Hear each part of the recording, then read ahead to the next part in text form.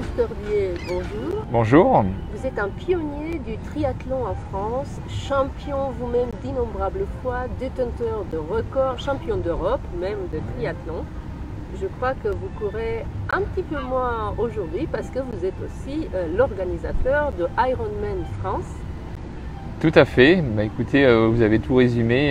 En fait, ma vie est une passion tournée autour du sport. J'ai commencé très jeune et aujourd'hui, je suis accompli dans ce message de faire du sport, d'organiser. Et j'en suis ravi, hein, c'est une passion, comme je le dis, et aussi ravi d'avoir pu mettre en place ici au Sable d'Olonne une épreuve de rêve qui, depuis 3 ans, s'articule avec succès, malgré effectivement le Covid qui s'est installé. L'an dernier, nous avons été la seule épreuve en France à pouvoir organiser cet Ironman, donc aussi très fier.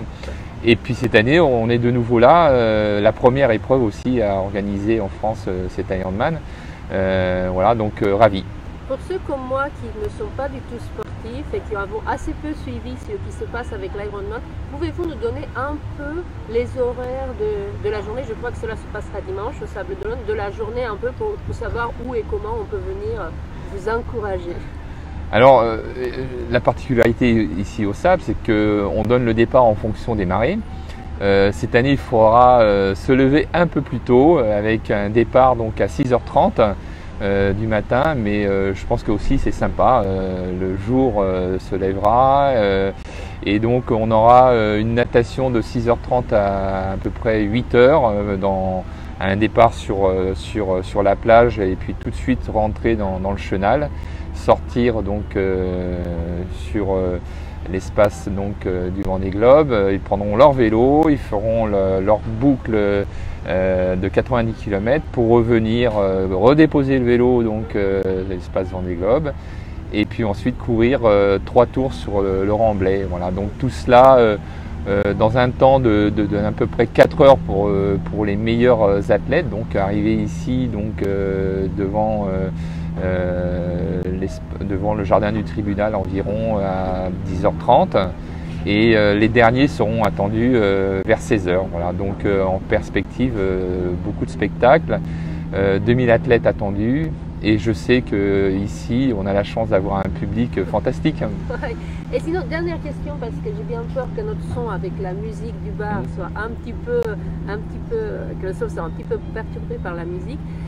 J'ai cru comprendre l'année dernière que des gens, par exemple, des gens qui n'étaient pas de grands sportifs professionnels, je me rappelle dans un Airbnb, j'avais rencontré quelqu'un qui me disait il était ouvrier dans une des entreprises partenaires, il s'était entraîné évidemment un peu, mais il n'était absolument pas un triathlète et un coureur professionnel, il était venu en famille, en fait c'est un peu, Ironman c'est parce qu'on croit que c'est pour les surhommes, mais c'est aussi pour des hommes à peu près normaux. C'est un peu ça l'idée? Oui, alors la particularité de ce sport, c'est de pouvoir être sur la ligne de départ avec ceux qui viennent pour gagner, des professionnels, mais également pour ceux qui vont faire cette course pour la première fois.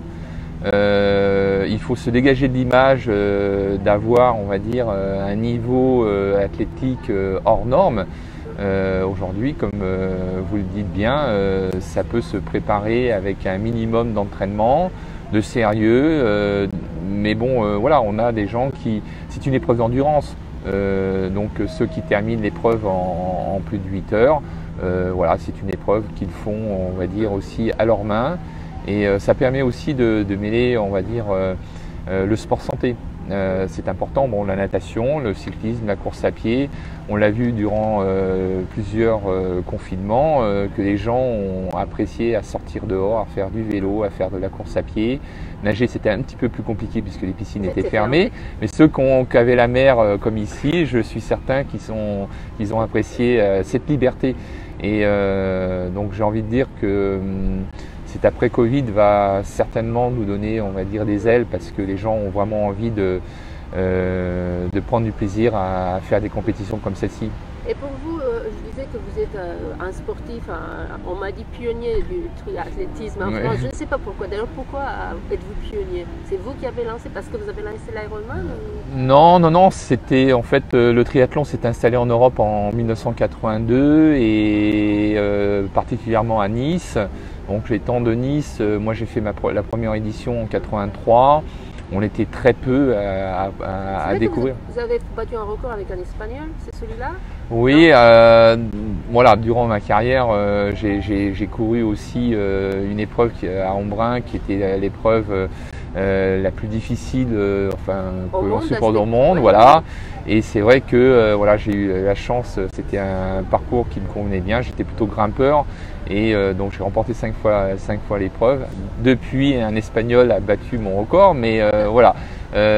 Aujourd'hui, ce qui est le plus appréciable pour moi, ce ne sont pas les records, c'est le message de notre histoire dans le triathlon et de continuer à donner le maximum pour que les gens puissent comprendre notre sport et venir le faire, on va dire, avec passion, mais surtout éviter de penser que c'est réservé à une certaine élite. Voilà, donc, je crois qu'on va être obligé d'arrêter parce que la musique nous chasse. À mon avis, on entend plus la musique que vous en ce moment.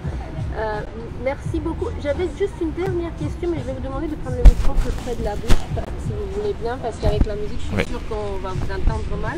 Je disais que vous êtes vous-même un sportif accompli, vous êtes aujourd'hui plutôt entraîneur pour triathlète et vous êtes l'organisateur. Est-ce que cette période a été vraiment très compliquée pour vous en tant qu'organisateur ou c'était pas si compliqué comme ça puisqu'Ironman pouvait quand même partir? Non, ça a été, on va dire, difficile parce que on aime ce que l'on fait et on va dire cet arrêt a été mentalement pour toute notre équipe difficile. On a l'habitude de faire 6 événements par an et on a toujours été prêt à pouvoir le faire et puis on a eu pas mal de déceptions comme beaucoup. Voilà, maintenant cette période nous servira certainement pour nous redonner un élan, une motivation et en tant qu'organisateur, maintenant c'est la même chose pour les athlètes. Ça a été extrêmement compliqué parce que les athlètes ont un programme d'entraînement pour être en forme un jour J et sans arrêt l'an dernier ça a été repoussé. Donc il y a des athlètes qui vont s'en sortir correctement, d'autres un peu plus difficilement, mais voilà, je pense qu'il va falloir un petit peu de temps et tout reprendra, je pense, son cours dès l'année prochaine. Merci beaucoup, belle journée à vous dimanche, j'espère qu'il y aura du soleil aussi. Oui, bon, on l'espère tous, ici on a toujours eu de la chance et voilà, on y croit. Et puis je suis sûre que les sablés seront là pour vous encourager. Merci. Merci, au revoir.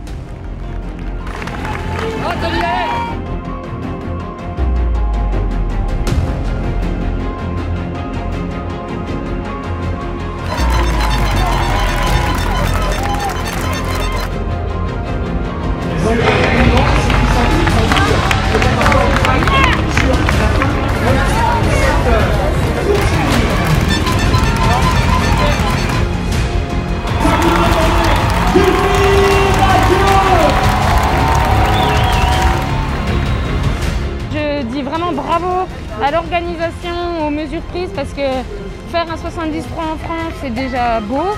Avoir une super ambiance dans des conditions un peu particulières, c'est encore mieux. Et en plus, ça pouvait pas être mieux aujourd'hui.